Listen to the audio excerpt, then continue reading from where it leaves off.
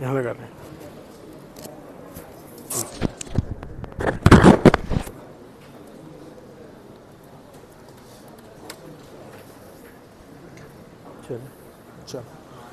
Okay, so today's class is on etiopathogenesis of gram-positive agents of urinary tract infection. As you know, urinary tract infection, most of the pathogens are gram-negatives. Almost 80 to 90% of the causes of urinary tract infections are due to gram-negative bacteria, of which are the commonest?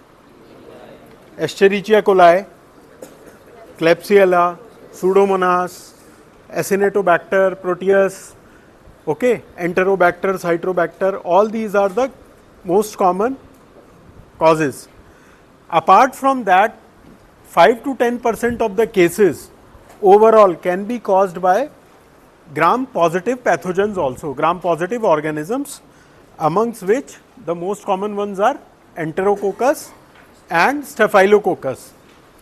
Apart from that, rarely Corynebacterium species are also there. Some Corynebacterium species, particularly there is one Corynebacterium, Gecum, not for undergraduate level to remember.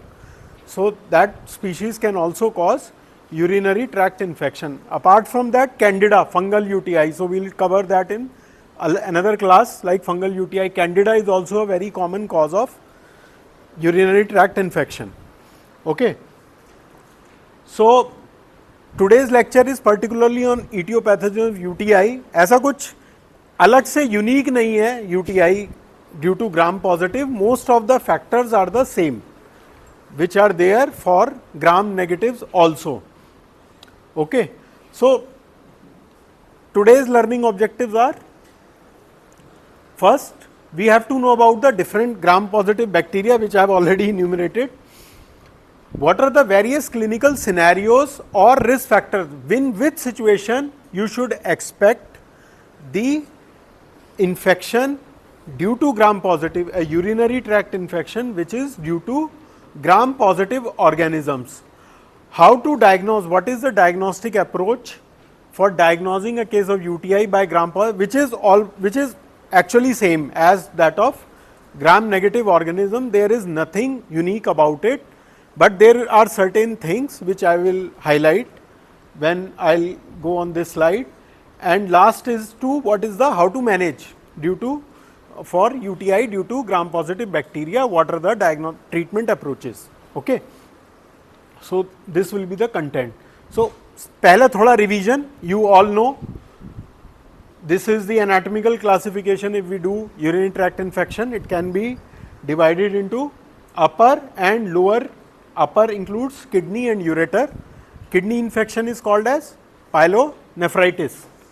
That is pyelonephritis. But then there can be another kind of infection, that is where there is an abscess formation. So, it can be a renal abscess or a perinephric abscess. So, that can also cause UTI. Ureter, ureteritis. But isolated ureteritis is very rare, okay, and very difficult to distinguish clinically. So, whenever there is a pyelonephritis, which is the most common manifestation of the upper urinary tract, it is almost always associated with ureter involvement also. Then lower includes the bladder, that is the urinary bladder, and the urethra. Okay. Sometimes the adjacent genitourinary, things can also cause symptoms related to UTI, like prostatitis. Epididymis में infection हो तो epididymitis. Okay. Similarly, particularly in females, sometimes vaginitis. Vaginitis is associated with concomitant urethritis. Okay.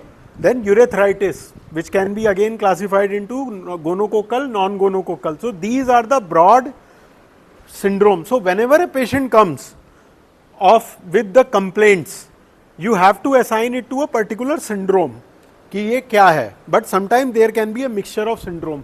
So, etiology and diagnostic approach will depend upon that. Okay. Then there is kind of a clinical classification you can say, which is a kind of a complicated or uncomplicated urinary tract infection. So, what is uncomplicated? Infection in a structurally and neurologically intact. So, there is no anatomical deformity and there is no neurological deformity in the urinary tract. Despite of that, if the infection happens, that is called as uncomplicated UTI. It is almost, UTI is more common in which? Females in general. Why? What is the reason? There is a shorter urethra. So, most of the time the route is ascending infection, that is from the urethral colonization the bacteria moves up into the bladder, causes cystitis. Okay. So, practically uncomplicated UTI is there in females, whereas complicated UTI is what? Male.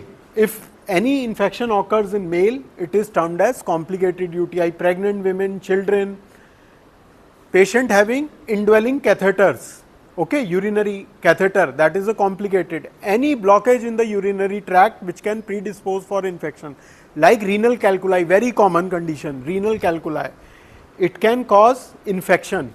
Prostatic enlargement, particularly in elderly patients. Benign prostatic hyperplasia, almost every male after certain age suffers from this condition, benign prostatic hyperplasia. So, in them there can be associated infection. In children, particularly young, early age group, posterior urethral walls are there. So, that is a kind of an anatomical defect which causes the infection to transfer into the upper urinary tract. Then if there is any anatomical deformity in the urinary tract, any neurogenic deformity, some patients suffered from a spinal trauma, bladder, paraparesis ho gaya, okay, or sometimes hyperactive bladder, okay, ulta uska. So, all these are reasons for complicated UTI. Immunosuppressed individuals, renal transplantation अगर किसी का हुआ है, okay, and patient is on immunosuppressive, they are all in these scenarios we term the UTI as a complicated UTI. So, I hope all these, this is just a revision, have been told to you in the previous lecture where the gram negatives were covered. So, this I have already told you, this is how the classification of etiological classification of urinary tract infection due to the which organisms. So, gram negatives, these are the gram positives, around 5 to 10% in a community acquired setting. Then there is another classification, that is a temporal classification, community acquired, hospital acquired, I will come to that. So, gram positive cocci mein which are the commonest one? Enterococcus species, Staphylococcus saprophyticus, Staphylococcus aureus, gram positive Corynebacterium. Other species can also cause yeast, they can also cause infection. Okay. Then sometimes urine में कुछ bacteria normally भी आते हैं, they don't cause infection. Can you give me one example where the bacteria is shedded into urine? कोई disease का example? जहाँ infection तो urinary tract में नहीं है, but you can find the bacteria in the urine. Salmonella, yes, good. Salmonella typhi can sometimes be shedded into urine. More commonly, leptospira. Leptospirosis में urine में spirouric phase होता है. Okay. Then many antigen, systemic infection के antigens भी आ सकते हैं, जैसे स्ट्रेप्टोकोकस निमोनी का antigen you can detect, but these are not the site of infection per se. Okay, so this is the etiological. So if you go by temporally association, then community acquired or hospital acquired. So community acquired mean patient who is there in the community, उसमें अगर infection हो जिसका कोई भी health care से exposure is not there, that is called as community acquired, and most common agents are Escherichia, Klebsiella, Proteus, gram positive, Enterococcus, Staphylococcus, Saprophyticus, Staph aureus, these are the most common agents. The agents are same in community acquired, hospital acquired, but it is the relative proportion which varies in studies. So, for example, hospital acquired mein E. coli is the commonest, but its proportion is less. Say almost 70-80% of the community acquired infections are due to E. coli, but hospital acquired 40-50% of the infections are due to E. coli. Proportion increases, Klebsiella ka ho gaya, chahe Pseudomonas, Acinetobacter, all these organisms, the proportion increases. Enterococcus is not there. Enterococcus also is more common in hospital setting. So, coming to the routes of infection, they are all same. As such, most of the time it is the ascending route. So, what happens with ascending route? Urethral colonization is there, urethral meatus, and the bacteria, they move, they can travel upwards, either due to natural, where the short urethra in females particularly, and particularly in males, it is associated with the instrumentation or koi catheterization hua, to what will happen? Mechanically the bacteria will be transferred into the bladder, and there they can survive and can cause biofilm and they can cause infection. Okay. If further extension happens, it can lead to pyelonephritis. So, that is a ascending route. Then there can be a descending route, where through the blood stream the bacteria comes, encounters the kidney, causes infection there as a form of pyelonephritis or abscess, and then goes down descending route. There in the bladder it can cause associated cystitis or associated urethritis. This route is the most of the time, 90% of the times, the reason is the ascending route of infection, whereas the descending route is in some particular cases only where there is a systemic infection. Particularly for pyelonephritis, descending route is more common, okay, hematogenous seeding. So, you have to know that urinary tract, it is not that easy for bacteria to cause urinary tract infection. We have lot of host defenses against the urinary tract.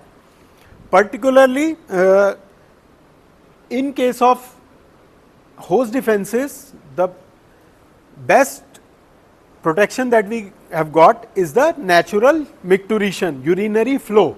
So, it flushes out the bacteria. Okay. Then urine is a good culture medium, it is considered to be a good culture medium, bacteria multiplies, but sometimes there are certain factors within the urine which also inhibit the bacterial growth, such as high urine osmolality, okay, high pH. Usually pH high or low, it inhibitory to particular bacteria, but sometimes it is favoring a particular pathogen. For example, Proteus. Normally Proteus is not there in acidic urine, it is inhibitory, but due to some condition, if the urinary pH increases, then it predisposes for the infection due to Proteus. Okay. Urinary tract mucosa, our mucosal surface is usually they are in shedding mode. So, due to that, infection does not happens, and there is innate immunity as well on the mucosal lining.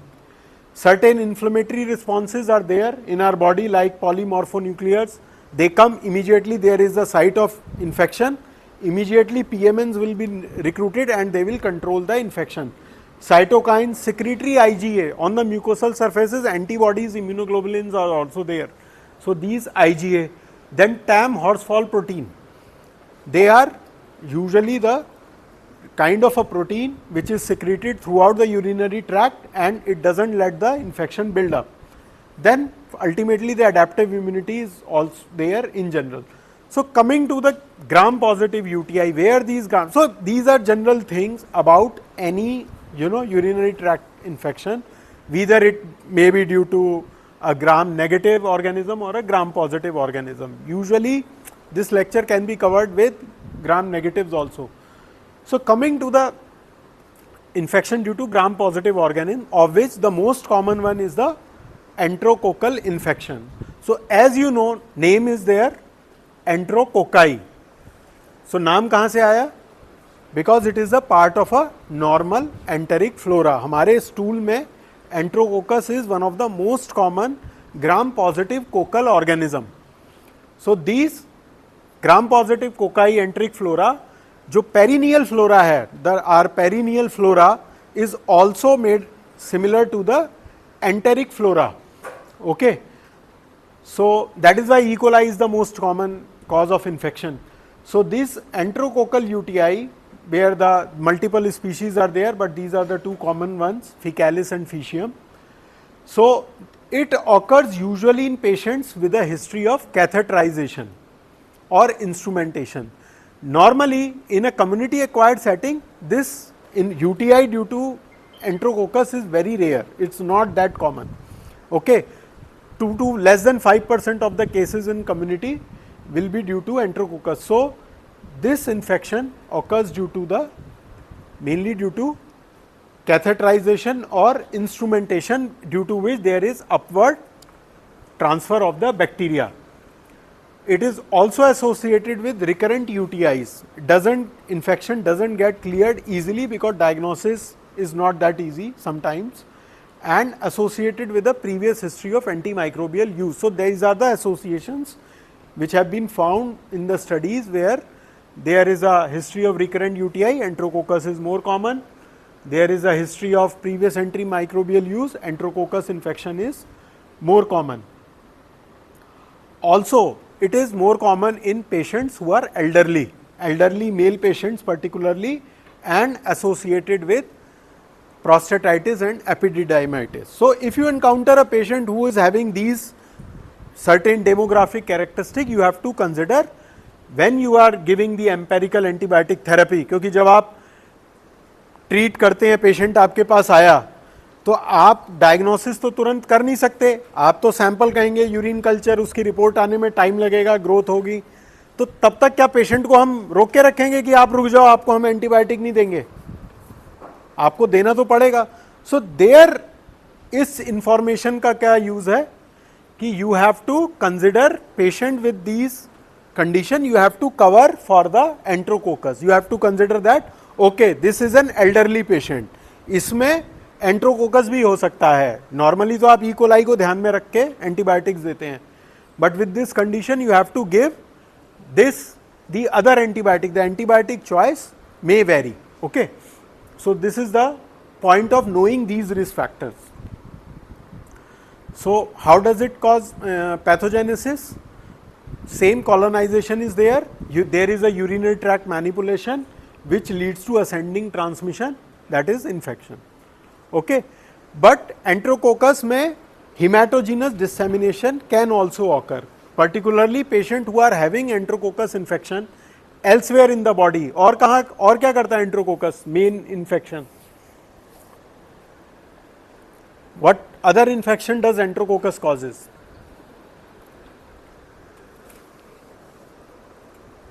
Anybody? No other infection you know?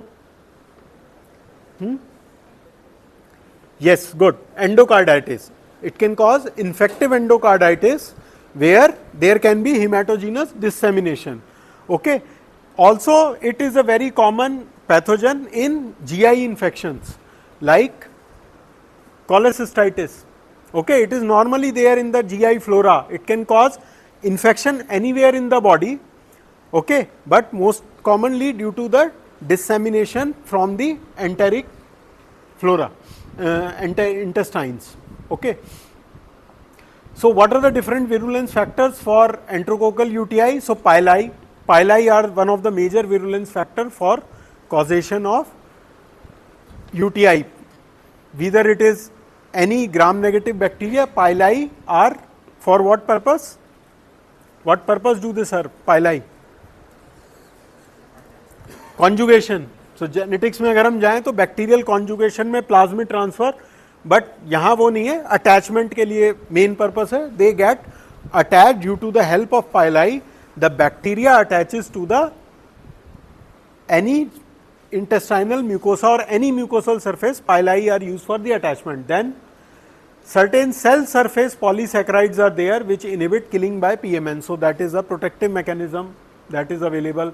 Certain cytolysins or hemolysins are secreted which lead to the cell killing. Proteases which they help to degrade the tissues of the body. The mucosa जो है वो tissues से binded है, okay, and then there are certain aggregation substances. So these are certain virulence factors for enterococcal UTI, which are in general virulence factor for enterococcus to cause infection. Coming to the next group, that is the staphylococcus. Okay, they are also not that common as compared to gram negative, but almost similarly common to the enterococcal infection. It can be due to various species like Staph aureus, Staph saprophyticus and other coagulase negative staphylococcus like Staphylococcus epidermidis, hemolyticus. They can also rarely cause infections. Their infection is also associated with catheterization or surgery of the urinary tract. Any surgery of the urinary tract, patient will end up into a surgical site infection due to a Staphylococcus species, and in kidney renal transplantation patients. Sometimes genitourinary implants are put and prostheses are put. Okay, so they can also be lead to infection due to Staphylococcus. जैसे infective endocarditis किस setting में common है, native valve और prosthetic valve? So it is more common in prosthetic valve endocarditis. So similarly, जहाँ पे भी prosthesis या कोई एक्सटर्नल डिवाइस होगा वहाँ पर स्टेफाइलोकोकस सबसे बड़ा इन्फेक्शन का कॉज होता है उस एरिया में. Okay, so descending infection particularly with S. aureus, because S. aureus is a very a pathogen which has various types of infectious mechanism. It is a toxin mediated illness. It causes diarrhea due to toxin. There are multiple toxins that are produced by staphylococcus. It can cause localized infection like abscess, any body system infection. Staphylococcus is a very very strong pathogen. So it can cause, due to bacteremia, it is mainly associated with pyelonephritis, okay, and that is due to the descending infection and causes sometimes abscesses also. Okay, it is a purulent bacteria.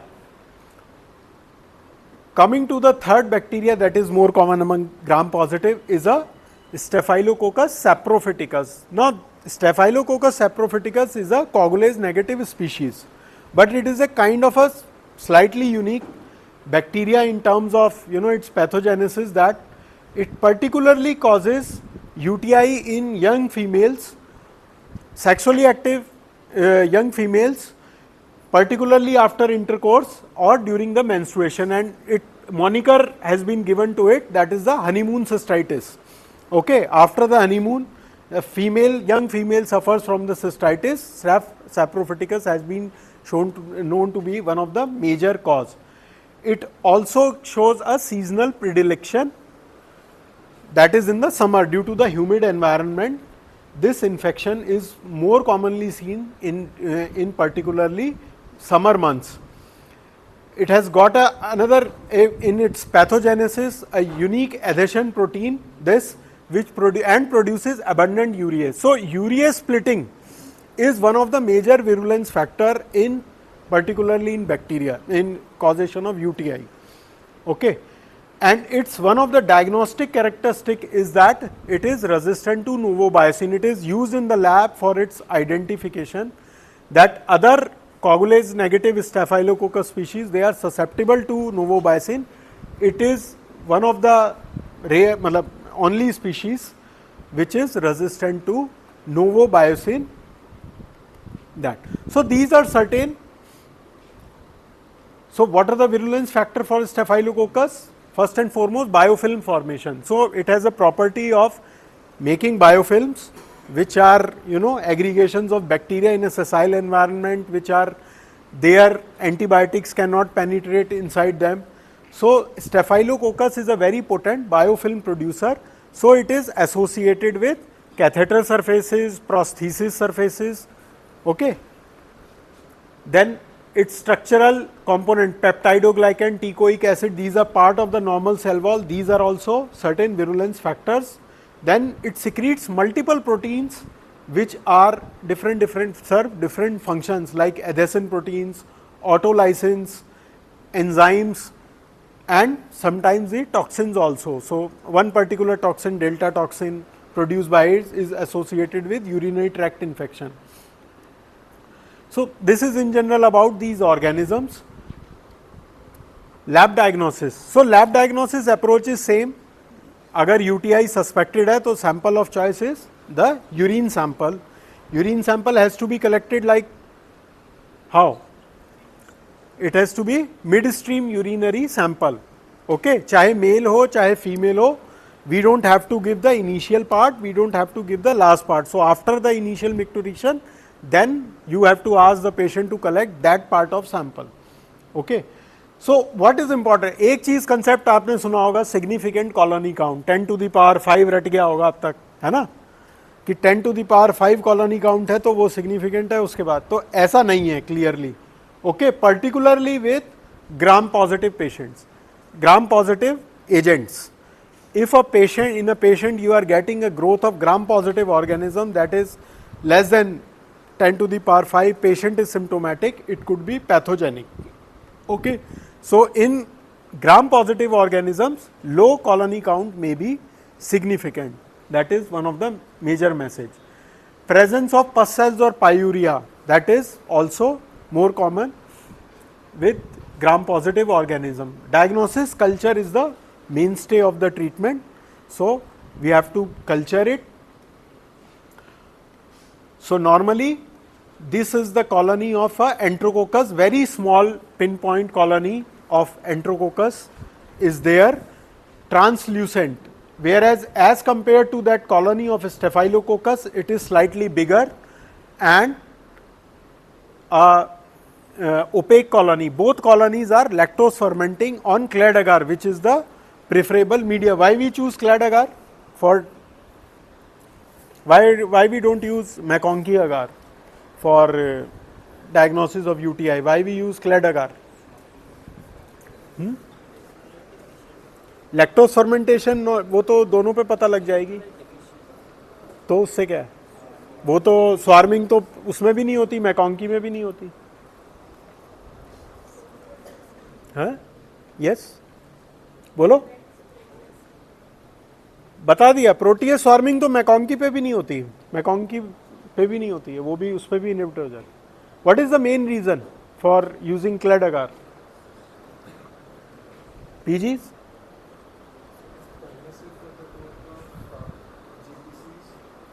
so it is non-inhibitory. It is non-inhibitory. McConkey is inhibitory for gram-positive organisms, whereas clad media is non-inhibitory to any kind of organism. तो अगर आप एक group को ही inhibit कर देंगे तो ऐसे culture media का कोई फायदा नहीं है ना. So if you see how to differentiate, both colonies are lactose fermenting colonies.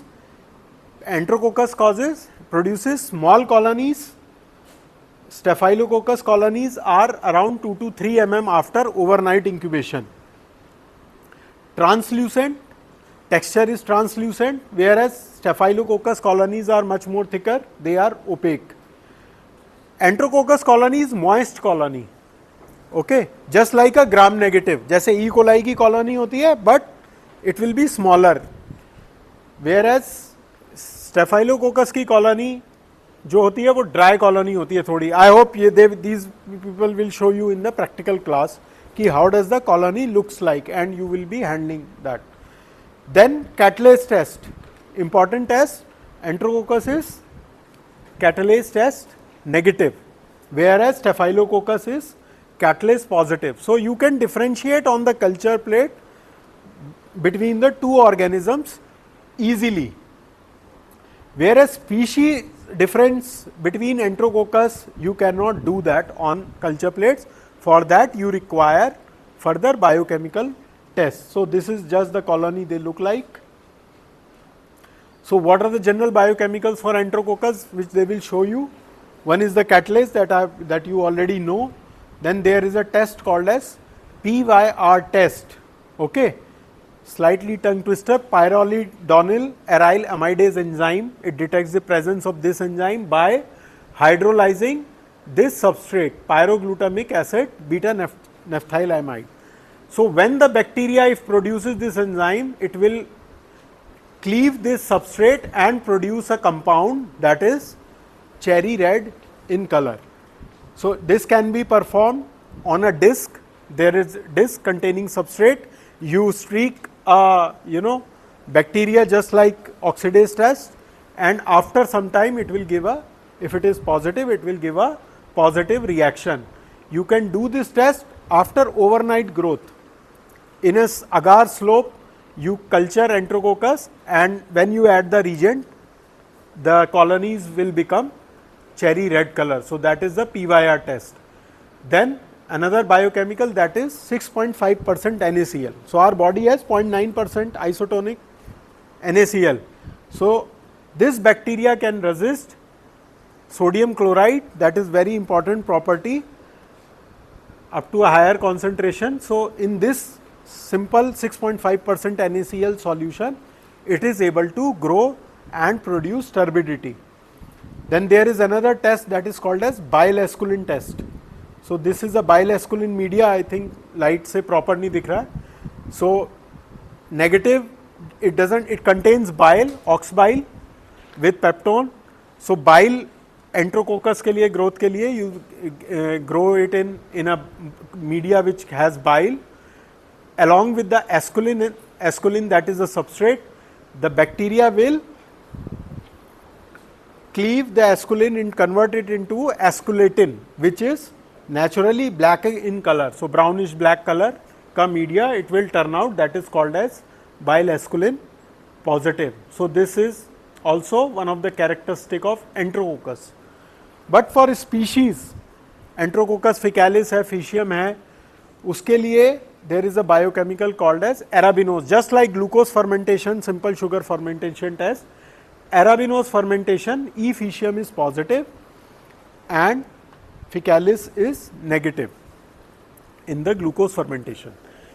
Another differentiating point between the two species is that enterococcus faecalis is a very sensitive bacteria, whereas faecium is a very drug resistant bacteria. It is resistant to multiple drugs, okay, like fluoroquinolones. It is inherently, not inherently, but it shows high percentage of drug resistant. Vancomycin, linezolid, which are very higher antibiotics, it has property of drug resistant. Not all strains, but few strains have that property. So if you find a vancomycin resistant enterococcus faecalis, it is very rare.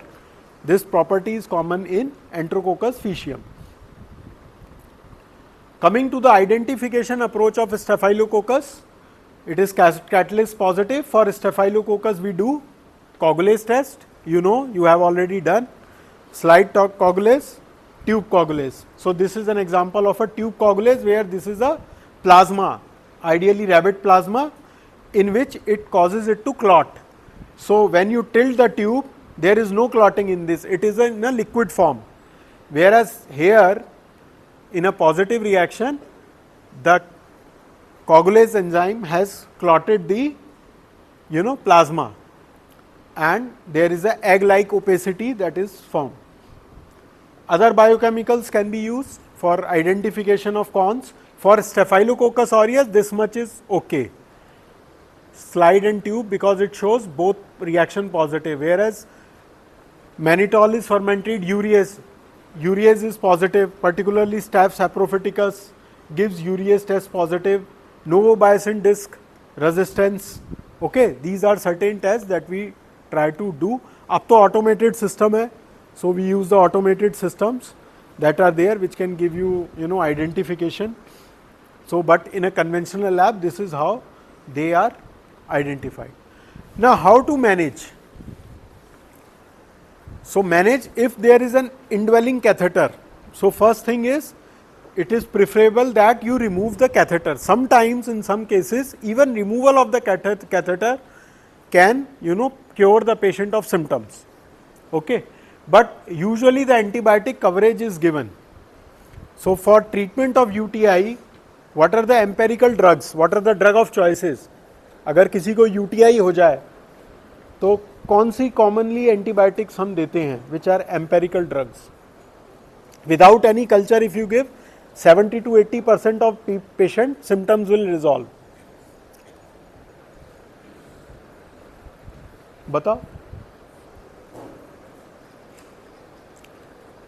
So nitrofurantoin is one drug which is very commonly used in urinary tract infection. Apart from that, fluoroquinolones, ciprofloxacin, levofloxacin, these drugs are the drug of choices, okay. Cotrimoxazole, because they get concentrated in the urine. जब orally लेते हैं तो urine में concentration जो है वो secrete होती है, तो high concentration as compared to serum, their concentration is much higher in the urine sample, okay. So enterococcus usually it is intrinsically resistant to these three class of drugs, cephalosporins, clindamycin and cotrimoxazole. So that is why cotrimoxazole you cannot give if it is an elderly patient. Cotrimoxazole is a very cheap drug, cheap in the sense low cost drug, not in a negative sense. Easily you can give, patient can afford, okay. Fluoroquinolones are slightly costlier, but you cannot give if enterococcus is suspected. If the patient is an elderly male having benign prostatic hyperplasia, you will try to cover the enterococcus also in such a patient. So you will not prefer cotrimoxazole in such a case, okay. So usually for enterococcus the drug of choice is the, for uncomplicated UTI, is the nitrofurantoin or a fluoroquinolone, okay. And oral drugs, ampicillin. If it is a complicated UTI, patient requires hospitalization, okay, then you have to give sometimes the ampicillin injectable if it is sensitive, like Enterococcus faecalis, it will be sensitive to ampicillin. Most 95% of the strains of Enterococcus faecalis are susceptible to ampicillin, that will be the drug of choice. Otherwise, vancomycin is the drug of choice if it is resistant to ampicillin. But faecium mein it can also be resistant. 1/3 of strains of E. faecium are vancomycin resistant, which we consider a very higher end drug, okay. So there you have to give some other drug, linezolid say, but sometimes we occasionally get certain strains which are pan drug resistant. They are neither sensitive to vancomycin, neither sensitive to linezolid. For staphylococcus, what is the treatment? Usually you can give cotrimoxazole or fluoroquinolones if the isolate is susceptible, okay. But nowadays due to the drug resistance, these antibiotics we have lost against staphylococcus also. Most of the strains are resistant to these antibiotics, but if by susceptibility testing we show that they are sensitive, then these are the drug of choices. Otherwise, for methicillin sensitive, Staph aureus में पढ़ा होगा, there are two phenotypes. One is a methicillin sensitive, one is the methicillin resistant phenotype. So for methicillin sensitive, you have to give cloxacillin, first generation cephalosporins, cefazolin. For MRSA phenotype, you have to give vancomycin, teicoplanin or linezolid if it shows resistance. Fortunately, for vancomycin, the resistance is not that common, okay. So we are fortunate amongst that in case of gram positive, in case of staphylococcus.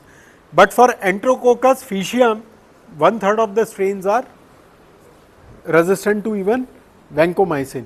So this is in general. Sometimes there is a role of additional urine alkalizer in the management, but when the clinician will teach you, they will teach you that in more detailed form, that UTI you have to sometimes give adjunct treatment like urinary alkalizers, so that the infection, the milieu of the urinary tract become not favorable for the organisms, particularly gram negative E. coli, Klebsiella, they thrive in a acidic urine, okay. So this was about the lecture. I think you can take the attendance.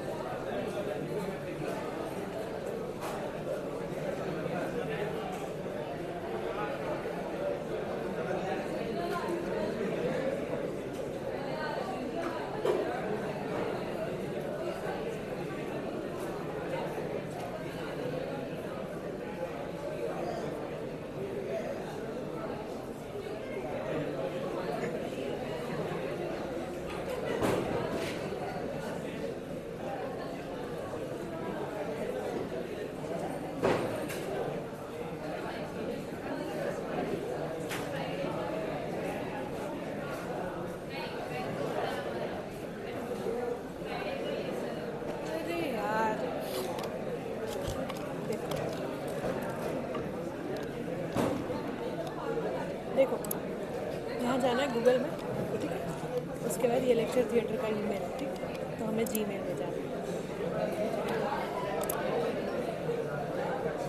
इसका password है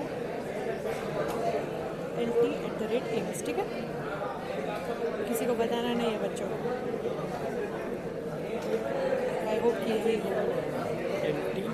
LT@AIMS, सब कुछ small, ठीक है। ठीक है, अभी ये आ गया ग्रुप 1, ग्रुप 2, दो ही ग्रुप है शायद आज। दो ही है, इसको तो पता नहीं। इधर आओ। हाँ अरे आओ ना। देख रहा है पर देख नहीं। कितने ग्रुप से आज? कितने ग्रुप से आज? क्यों नहीं पता? कौन से ग्रुप में हो तुम? अपने ग्रुप पे नहीं है तो नहीं देखना है सर। नेक्स्ट डे देखो टाइम टेबल ग्रुप पे आया तो होगा ना। हाँ दिखाओ, इधर ही रुक के दिखाओ, वहाँ जाने की क्या जरूरत है? पर ध्यान दो।